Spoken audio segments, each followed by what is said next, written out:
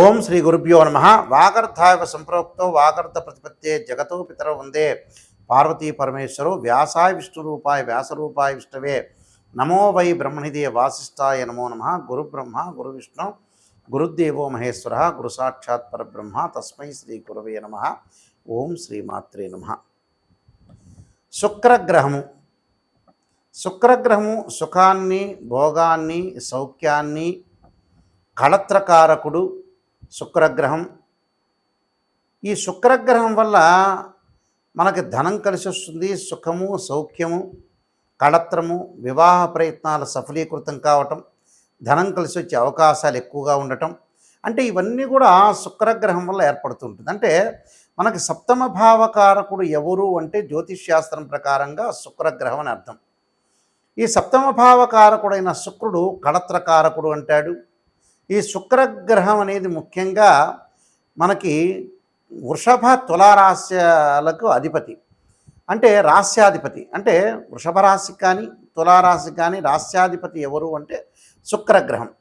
ఈ శుక్రగ్రహం వల్ల మనకి గోచారరీత్యా ఏ విధంగా అన్ని రాశుల వాళ్ళకి ఏ విధంగా ఫలితాలు ఉండబోతున్నాయి, శుక్రుడు అనుగ్రహం అనేది ఏ విధంగా ఉండబోతుంది, వివాహ ప్రయత్నాలు కానీ ధనపరంగా కానీ అలానే ధనం సుఖపరంగా కానీ శాంతి కానీ ప్రశాంతం కానీ ఉండబోతున్నారా ఉండలేకపోతున్నారా, మరి శుక్రగ్రహం అనేది ఎలాంటి ఫలితాలు ఇవ్వబోతుందో మనం ఇవన్నీ కూడా గోచారరీత్యా మనం చూడాలి.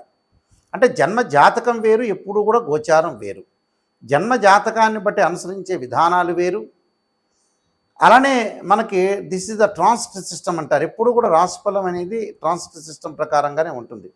గోచారం ప్రకారంగా శుక్రగ్రహం వల్ల ఏ విధమైన ఫలితాలు ఉంటాయి. శుక్రగ్రహం ఒక రాశి నుంచి మరో రాశికి మారటానికి 30 రోజుల కాలం పడుతుంది. ఎప్పుడైనా సరే ఒక విషయాన్ని గుర్తుపెట్టుకోండి, శుక్రగ్రహము ఎవరైనా సరే వాళ్ళ రాశి నుంచి 1, 2, 4, 5, 8, 9, 11 స్థానాల్లో సుఫలితాన్ని ఇస్తాడని శాస్త్రం గోచారం చెప్పబడుతుంది. అయితే మనకి గోచార రత్నాకరంలో కానీ గోచార ఫల ప్రదర్శనలో కానీ ఈ గోచార రత్నాకరంలో కానీ ఇవి గ్రంథాలన్నింటిలో కూడా మనకి గోచారం గురించి చెప్పబడింది.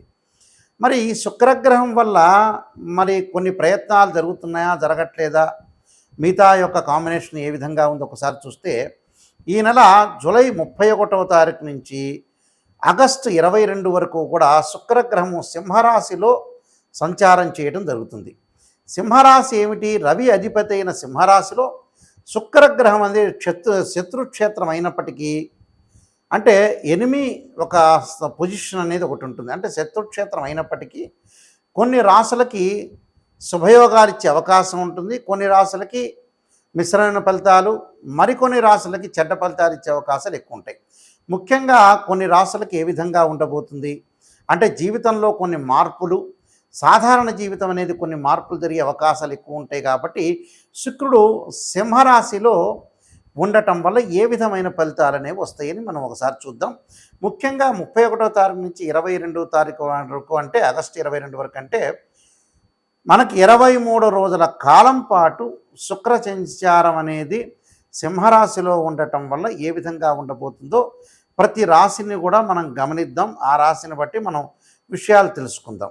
ధనుస్సు రాశి వాళ్ళకి శుక్రగ్రహ ప్రభావం వల్ల భాగ్యస్థానంలో సింహరాశిలో ఉన్నాడు. ధనుస్సు రాశి వాళ్ళకి శుక్ర సంచారం వల్ల తల్లి నుండి కానీ జీవిత భాగస్వామి నుండి కానీ సంపద లభించే అవకాశాలు ఎక్కువగా ఉంటాయి. అంటే మీకు సంపద లభిస్తూ ఉంటుంది.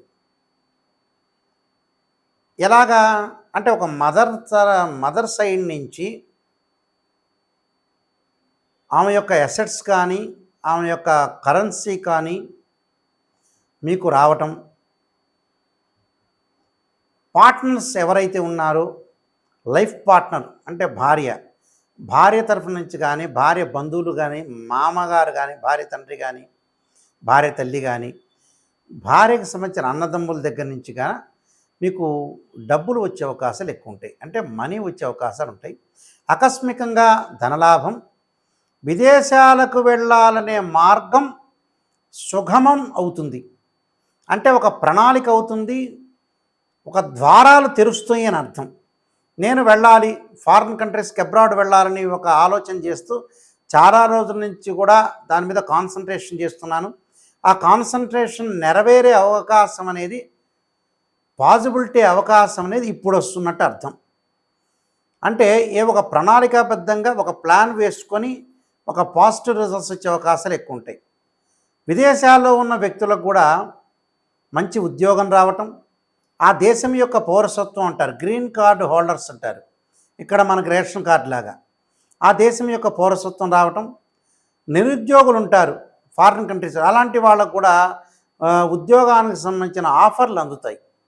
ఇండియాలో ఉండే వ్యక్తులకు కూడా విదేశాల్లో ఉద్యోగం సంబంధించిన ఆఫర్లు వచ్చే అవకాశాలు, ఆదాయం బాగా పెరగటం, ఆకస్మికంగా కొంత ప్రాఫిట్స్ రావటం, మనీని అనేది ఇంప్రూవ్మెంట్ కావటం, ఫైనాన్షియల్ సంబంధించిన ప్రాబ్లమ్స్ అన్నీ కూడా వీళ్ళకి సాల్వ్ అయ్యే అవకాశాలు అనేవి ఉంటాయి. అంటే అప్రాక్సిమేట్లీ దాదాపుగా ఇలాంటి విషయాలన్నీ కూడా వాళ్ళకి కంప్లీట్గా రిమూవ్ అయ్యే అవకాశాలు ఉంటాయి, దాదాపుగా పూర్తిగా తొలగిపోతాయి. అంటే ఆర్థిక పరంగా బాగుంటుంది, ఉద్యోగపరంగా బాగుంటుంది, ఆకస్మికంగా ధనలాభం, తీర్థయాత్రలు, విహారయాత్రలు చేసే అవకాశాలు, అనేక విధాలుగా మీకు డబ్బు సంపాదించే మార్గం పెరుగుతుంది. అంటే ఆర్థిక పరంగా లావాదేవీలు కలిసి రావటం, ఉద్యోగం చేస్తున్న వాళ్ళు వ్యాపారం చేయాలని ఒక థింక్ చేసే అవకాశాలు ఎక్కువగా ఉంటాయి. వివాహానికి సంబంధించిన విషయాల్లో కూడా ముందుకు వెళ్ళే అవకాశాలు ఉంటాయి. అంటే మ్యారేజ్ బ్యూరోలకు ఇవ్వటం, మా అబ్బాయికి అమ్మాయికి పెళ్లి కావాలంటే ఎలా చేయాలి ఒక ఆలోచన, దాన్ని ప్రత్యేకంగా యజ్ఞయాగాది క్రతువులు చేయటం, సంబంధాలు కుదిరే అవకాశాలు బాగా ఎక్కువ ఉంటాయి. సంతానం లేని వారికి కూడా శీఘ్రమైన సంతానం ద్వారా శుభవార్తలు, విద్యార్థులు చదువు పట్ల ఆసక్తి చూపించాలి, స్త్రీలు మానసికంగా ఒత్తిడి గురే అవకాశాలు ఎక్కువగా ఉంటాయి. అంటే ఇవన్నీ కూడా వాళ్ళకి కలిసి వచ్చే కాలం అని చెప్పుకోవచ్చు. ధనుసు రాశి వాళ్ళకి అన్నీ కూడా అనుకూలంగా ఉంటాయి, మీరు ప్రయత్నాలు చేయండి. కానీ ఆదాయం వస్తుంది కదా అని డబ్బు ఖర్చు పెట్టద్దండి. ఆదాయం వచ్చిన తర్వాత కూడా మీకు ఖర్చు అయ్యే సూచనలు ఉన్నాయి కాబట్టి తల్లి యొక్క ఆరోగ్యాన్ని కూడా కొద్దిగా శ్రద్ధ పెట్టండి. తల్లి యొక్క ఆరోగ్యం కూడా చాలా ఇంపార్టెంట్. అందువల్ల ఇవన్నీ కూడా ఆలోచన చేసి ముందుకు వెళ్ళండి, మీకు మంచి రిజల్ట్స్ వచ్చే అవకాశం ఎక్కువగా ఉంటుంది. ఈ రాశి వాళ్ళు ప్రత్యేకంగా శుక్రుడు యొక్క ఆరాధన చేయటం చాలా ముఖ్యం. శుక్రుడు యొక్క ఆరాధన చేయటంలో శుక్రగ్రహం అనుకూలత మనకు ఉండాలన్నా, ధన ప్రయత్నాలు సఫలీకృతం కావాలన్నా, వివాహ ప్రయత్నాలు సఫలీకృతం కావాలన్నా, ప్రశాంతంగా ఉండాలన్నా, సుఖం కలగాలన్నా, భార్యాభర్తల మధ్యలో విభేదాలు తగ్గాలన్నా, అనవసరమైన మధ్యవర్తిత్వం కానీ, అలానే వివాహం సంబంధించిన విషయాల్లో ముందుకు వెళ్ళాలన్నా, అలానే ఎవరైతే ప్రేమించుకుంటున్నారో అలాంటి వాళ్ళు పెద్దల ద్వారా ఒప్పించి వివాహానికి ప్రయత్నం చేసే వ్యక్తులు కానీ, అలానే కాస్మెటిక్ సంబంధించిన బిజినెస్ చేస్తున్న వ్యక్తులు కానీ, సినిమా రంగం వాళ్ళు కానీ, సినిమా రంగంతో పాటు ప్రతి పనిలో కూడా కొంత ముందుండాలి, ఒక ఆకర్షణ బాగా పెరగాలి అని అంటే, అలానే ఏదైతే సంతానపరంగా ఇబ్బందులు కలుగుతున్న వ్యక్తులు, అంటే మనకు సెమిన్ అనాలిసిస్ అంటారు, టెస్టోస్టెరాన్ అంటారు, అంటే ఇవన్నీ కూడా శుక్రగ్రహం వల్లనే ఆరోగ్యపరంగా బాగుంటేనే మనకు శీఘ్రమైన సంతానం కలుగుతుందని అర్థం. అంటే గురువు కూడా అవసరమే, శుక్రుడు కూడా అవసరం. కాబట్టి శుక్రగ్రహం వల్ల ఏదైతే మేలు కలుగుతుందో ఆ మేలు కలగటానికి తప్పకుండా దోషం అనేది, ఏదైతే కొన్ని రాసుల వాళ్ళకి దోషం అనేది ఉంటుందని మనం చెప్పుకున్నామో వాళ్ళందరికీ కూడా మంచి జరగాలంటే శుక్రుడు యొక్క అనుగ్రహం అనేది ఒకటి ఉండాలి.